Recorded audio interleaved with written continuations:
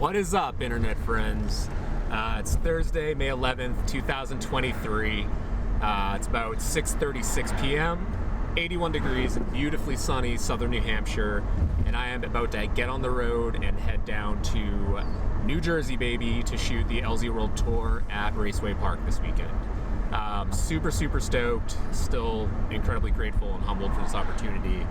And yeah, it's gonna be sick. I just can't wait. So many sick drivers there, so many cool vendors, and there's gonna be a car show. I'm car camping for the next few nights. Gonna go stop and grab pizza at Romano's because they're the best in town.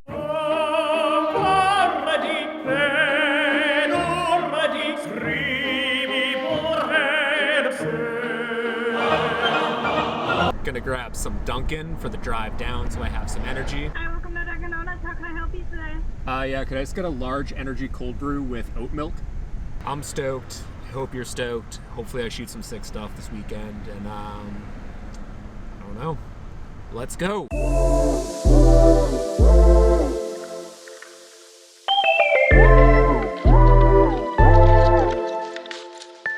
All right, so it's 8:06. I have about 205 miles to go, so that's good. I didn't realize Waze was taking me the no tolls route, so it's bringing me around the Mass Pike, which is fine. It only added 15 or 20 minutes to the drive, and I had this weird fear, I guess. Not really a fear, but I was like, oh shit, did I forget all of my batteries and lenses? Which I knew I packed, but I got out to check anyways, and I have them, so everything's good. I didn't forget anything, but that would have sucked if I did. So yeah, I stopped at a Walmart in Sturbridge, I believe. Yeah, Sturbridge.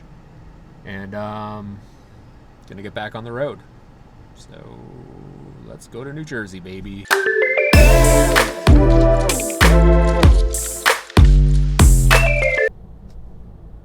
Hey, update. Currently sitting in dead stop traffic in Connecticut still, I think. So yeah, that's cool. My estimated time of arrival to the track is now 12:30, 112 miles left. I also forgot to pack a pillow, so I had to stop off at Target and grab one of those things so I can sleep like a little baby.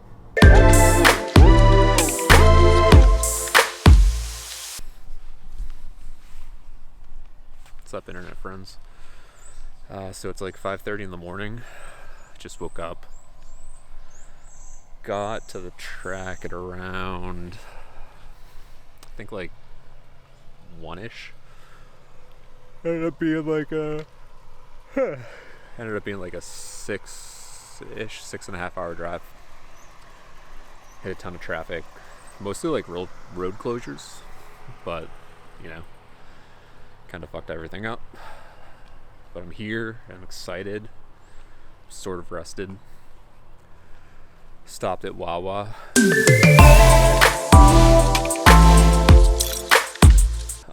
On my way, once I got off the highway into Old Bridge Township, and there's a Wawa that's literally 2-3 minutes from the track, which is exciting.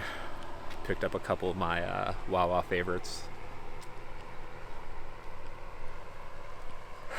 and yeah, so just walking around, shooting a bunch of B-roll, and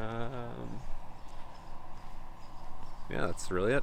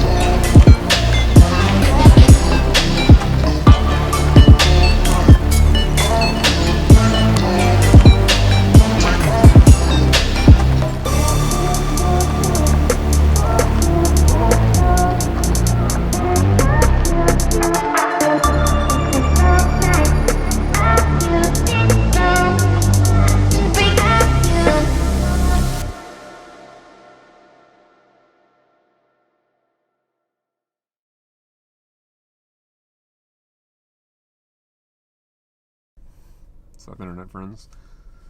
It is day 2 of the LZ World Tour. Today is like the final 16. Yesterday, fuck it, I'm not gonna ramble now. I'll do plenty of that at the end of the recap.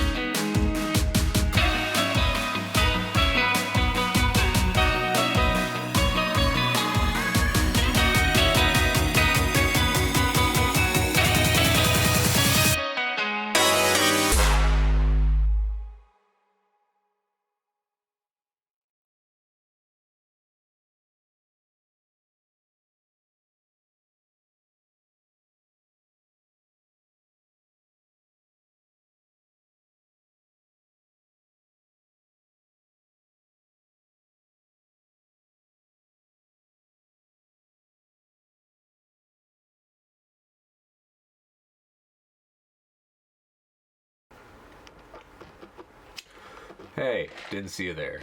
Just kidding, I knew you were there because I turned the camera on. So, it's Sunday morning.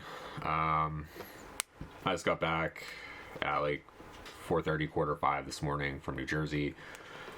And it was amazing.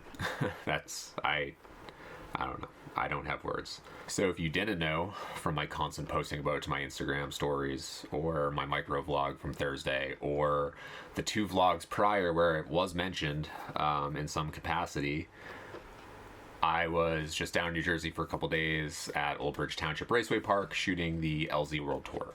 Very quick recap, it's just a traveling international drift event that Adam LZ and Drift Games are putting on. They're doing one US stop, which was in New Jersey this past weekend. They're going to Canada, Ireland, and Australia. So I left New Hampshire Thursday night at like 6:30ish, and I got to the track at 1 a.m.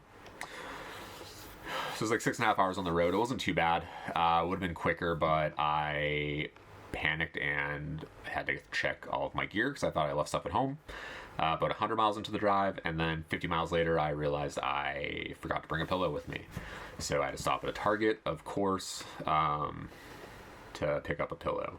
I ended up car camping for the few nights I was there, which was so sick and honestly so insanely convenient. They had us set up like right outside the grandstand, so we were maybe like 50-60 feet from the track, like as the crow flies. Couldn't see the track from our cars, but if we walked like 15 feet left or right, there were access points to the bleachers and you could get right to the track, which was sick. But it was just so nice and convenient to just be right there and wake up in the morning and just get ready and hang out and walk a minute and a half to the driver's meeting and the media meetings and shoot and walk back to your car and not have to worry about sitting in line at the gate or, you know, traffic or anything like that. So that was super cool. Super appreciative, you know, to the Naps for letting us stay there, because they definitely didn't have to. I know it's like super common that people camp at drift events, but you know, they could have very well been like, hey, go get a hotel room, you know, or camp somewhere else. In terms of like the format of the event, it was pretty like standard and straightforward, similar to like FD.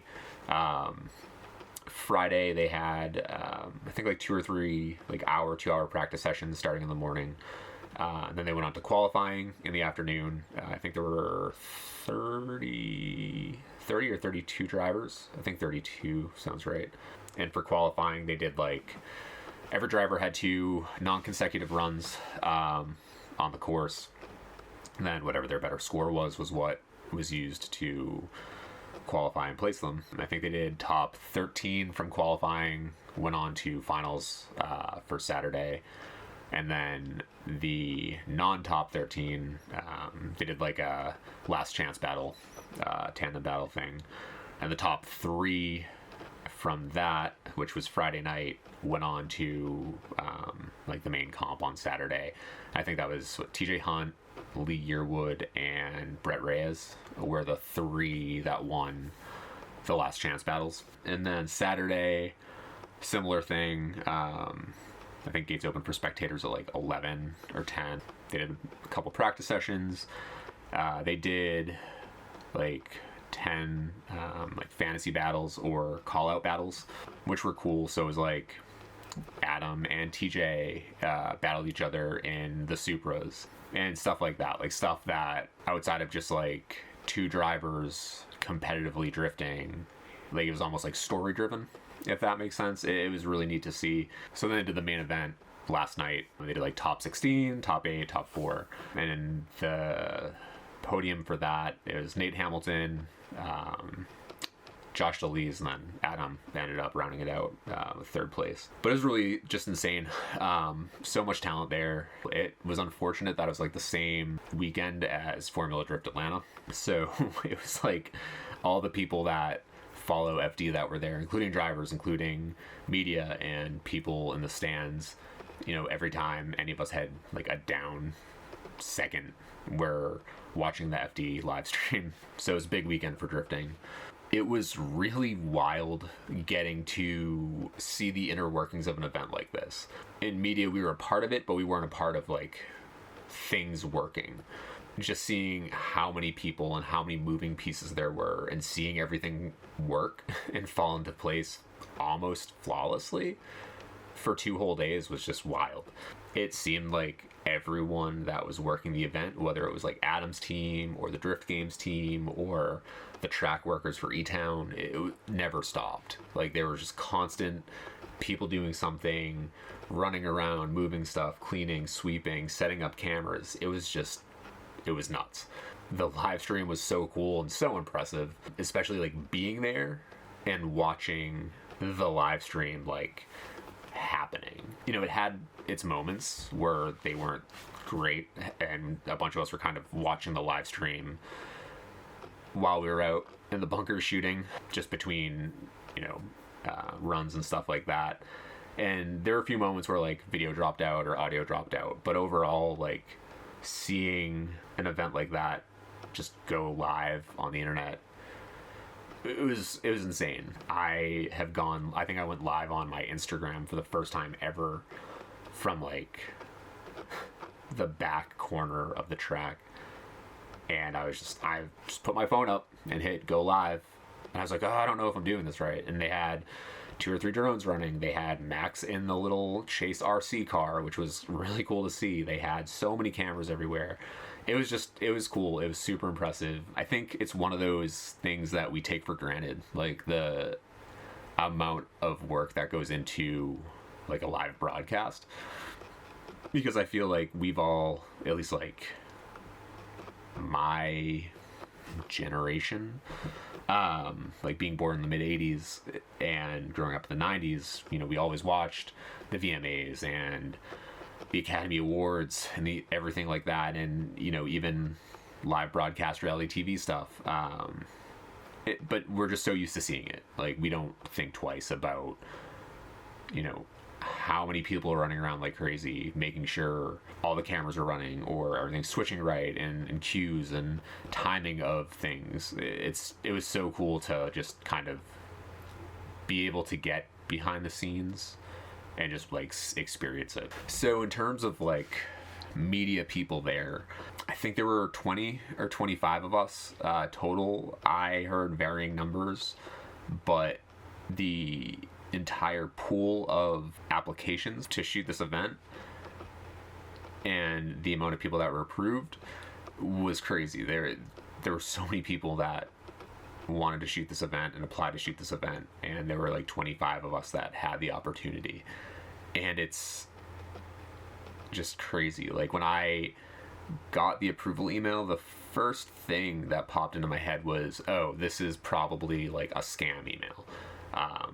Like the media app got hacked, and I'm going to drive down to New Jersey and get a text message saying, you know, you need to bank wire $2,000 to this Cash App, you know, and because I was like, there's no way I am getting this opportunity. And then when I realized it was real, which was shortly after, the imposter syndrome hit really hard, and I started spiraling. I was excited, but I also had this, you know, doubt and fear and almost why me? Like, why am I getting this opportunity and other people aren't? I felt like I didn't deserve it. It was a whirlwind of emotions, to say the least, but it was amazing at the end of the day. I made some friends that I'm sure I'll keep in touch with forever, and got to shoot some incredibly talented drivers from varying backgrounds. And it was so sick to have such a tight-knit group of media people that went from, I mean, a handful of people knew each other, from shooting like Club Loose, or, you know, being relatively close in, you know, proximity to Jersey. But it was cool to kind of be thrown into this melting pot, if that's the right word. Probably not. But we were all kind of just thrown together, and they made a WhatsApp chat, and we've been shooting the shit on that leading up to the event. And then you meet all these people, most for the first time, and I'd say most of us hit it off really well.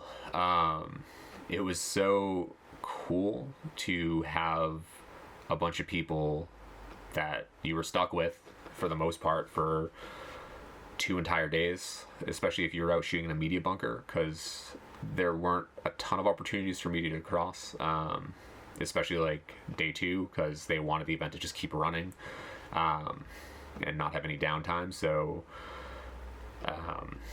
it was sick. It was cool. We were all pushing each other and supporting each other the whole time, you know, cheering each other on in the bunkers, and, you know, pushing one another to try new things, shoot at slower shutter speeds, you know, try different stuff with video, try photo. And it was cool. You know, a run would end and we'd all just look at our cameras and start looking through each other's stuff, and it was sick. And there's so much incredible content that's going to come out of this event that I just can't wait to see.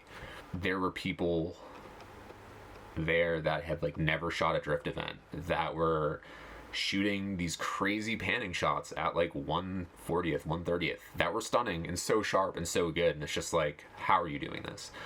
And I am just grateful that I met so many cool people on the media side of things. It was awesome. Everyone was great. So I had a sort of like kind of fanboy moment, and I'm not really anyone to ever like go out of my way to approach like a celebrity or a well-known person and engage them in a conversation or ask for a photo. And a lot of it is mostly me being so insecure and constantly thinking I just annoy everyone, which is definitely very likely. But I, in the past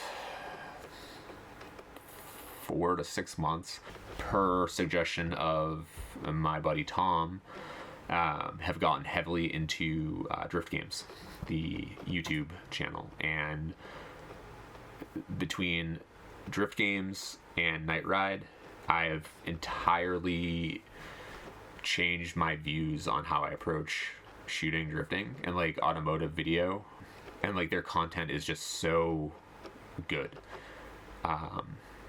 And it's so focused on storytelling, and it's so I don't like the word cinematic because I feel like it's just thrown around as just a like catch-all, like, oh, teal and orange, it's cinematic, oh, black and white cinematic. But like the cinematic quality of their stuff is just like absolutely next level.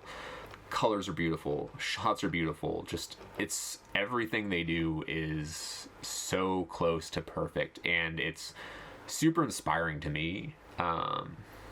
And I think I touched on it on like vlog 1, where it's like you experience burnout, you experience imposter syndrome, you don't know where to go or how to get out of a rut of shooting like the same old.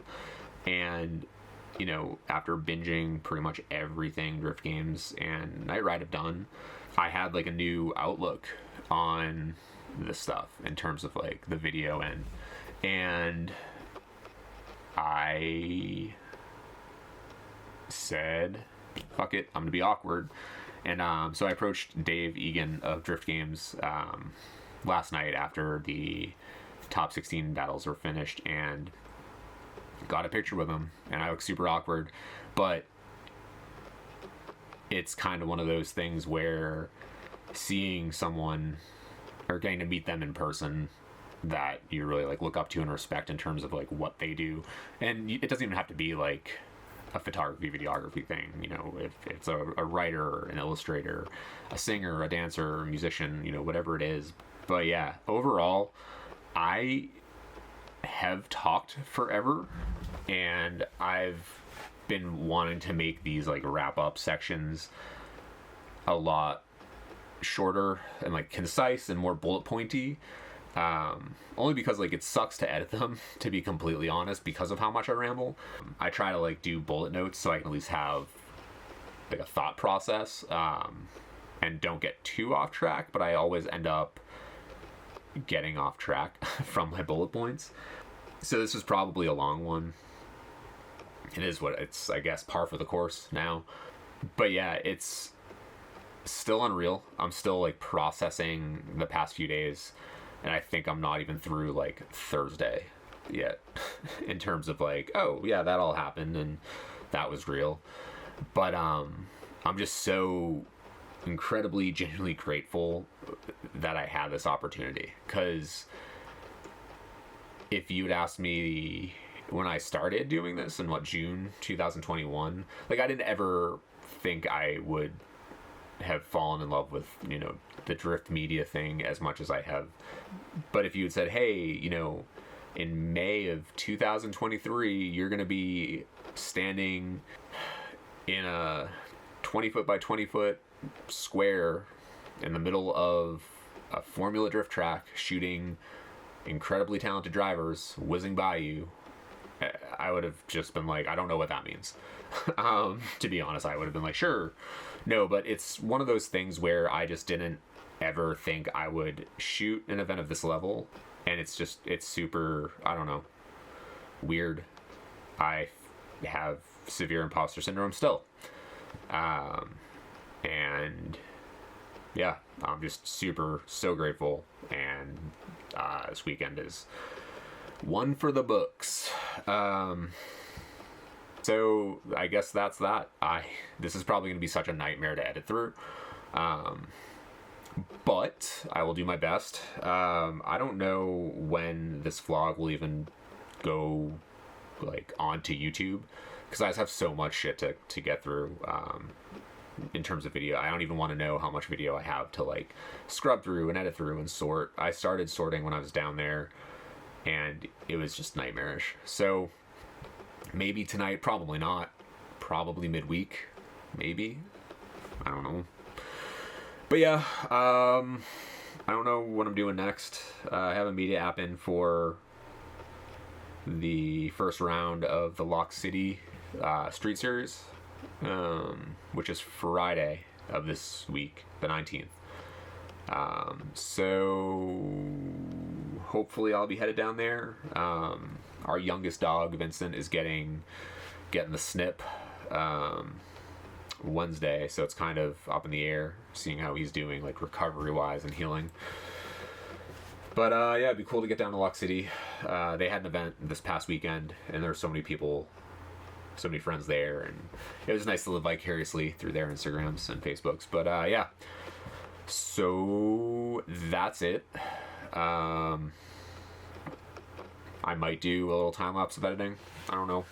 I might skip it just only because I have so much other shit to get through. Or maybe I won't.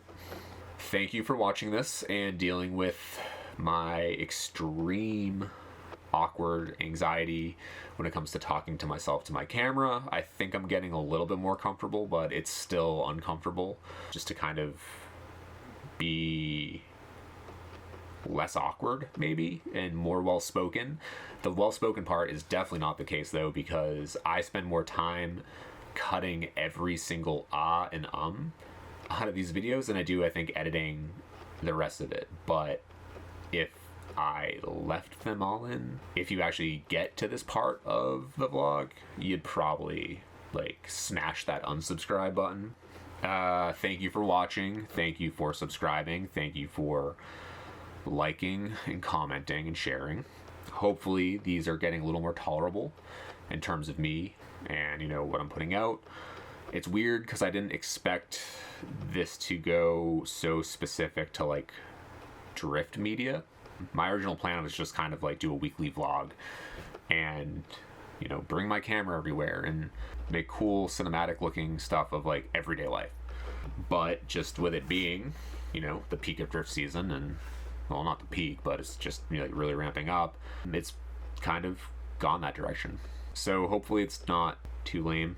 If you want, give me a subscribe. That would be neat. I think I'm at like 111,000. Yeah, sick, dude, making all that money. I think I'm at 111 subscribers or followers on here, which is weird. But I will see you guys on the next one, which will hopefully be another Lock City vlog. But yeah, thanks for watching. Enjoy your day. Bye.